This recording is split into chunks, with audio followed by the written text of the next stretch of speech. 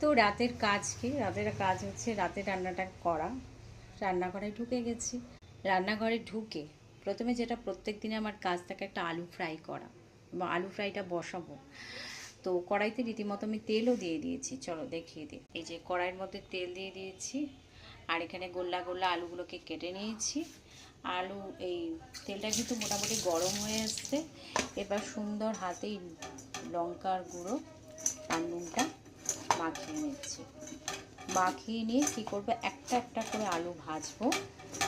একটা একটা করে আলু ভাজবো মানে তেলের মধ্যে দেবো, তেলেই ভাজাটা কমপ্লিট হবে।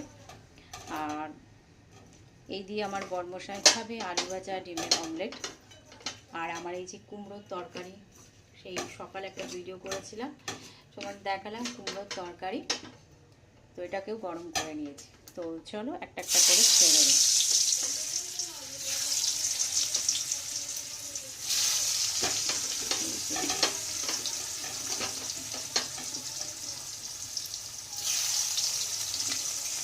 প্রত্যেকটা আলু দিয়ে দিচ্ছি তেলের মধ্যে,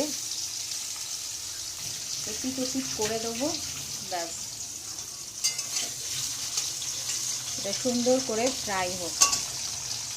তো এই আলু ফ্রাইটা আমার বর ভীষণ ভালো মানে পছন্দ করে। তো ভাবলাম যে না, ও রাতে কী দিয়ে খাবে, কালকে অন্যরকম কিছু থেকে আজকে একটু আলু ফ্রাই করে দিই, এটা হোক, আস্তে আস্তে হতে থাকুক। আর ডিমের অমলেট করে দেবো, ডবল ডিমের অমলেট, তাহলে ওর খাওয়া পুরোপুরি কমপ্লিট হবে। আর আমার এই রুটির তরকারিটা এখন ঢেকে রাখছি। এই কুমড়োর তরকারি, জানি না আমার কেন কুমড়ো এখন ভালো লাগছে।